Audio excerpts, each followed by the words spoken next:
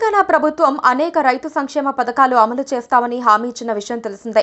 ఎన్నికల సమయంలో ఇచ్చిన హామీ మేరకు 2 లక్షల రైతు రుణమాఫీ అమలు చేశారు.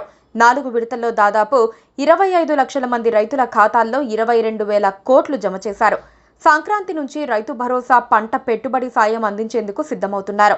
ఇక ఎన్నికల సమయంలో ఇచ్చిన ప్రధాన హామీల్లో రైతు కూలీలకు ఏడాదికి 12,000, రాష్ట్రంలో భూమి లేని నిరుపేద కూలీలకు ఈ డబ్బులు జమ చేస్తామని చెప్పారు.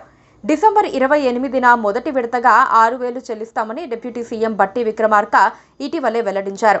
అయితే మాజీ ప్రధాని మన్మోహన్ సింగ్ మరణంతో ఈ కార్యక్రమం వాయిదా పడినట్లు ప్రభుత్వ వర్గాలు వెల్లడించాయి. అయితే మళ్లీ డబ్బులు ఎప్పుడు జమ చేస్తారనే దానిపై ప్రభుత్వం నుంచి క్లారిటీ రాలేదు.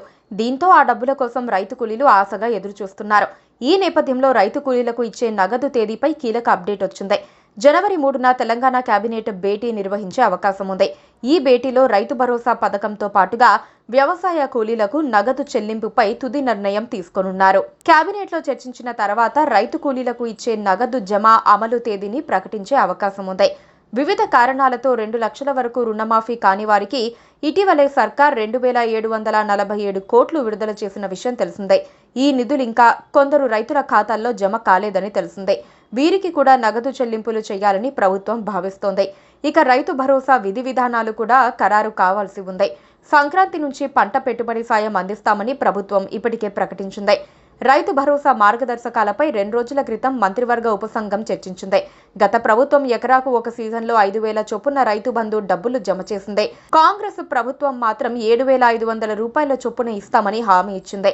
అయితే ప్రస్తుతం ఎకరాకు 6,000 ఇచ్చి క్రమంగా దీన్ని 7,500కు పెంచాలనే యోచనలో సర్కారు ఉన్నట్లు తెలుస్తోంది. మొత్తంగా 80 లక్షల ఎకరాలకు రైతు భరోసా చెల్లించాల్సి వస్తుందని అంచనా వేస్తున్నారు. 6,000 చొప్పున చెల్లించిన 4,800 కోట్ల వరకు అవసరం ఉంటుందని అంచనా. Please subscribe to KTV Telugu. KTV Telugu. KTV Telugu.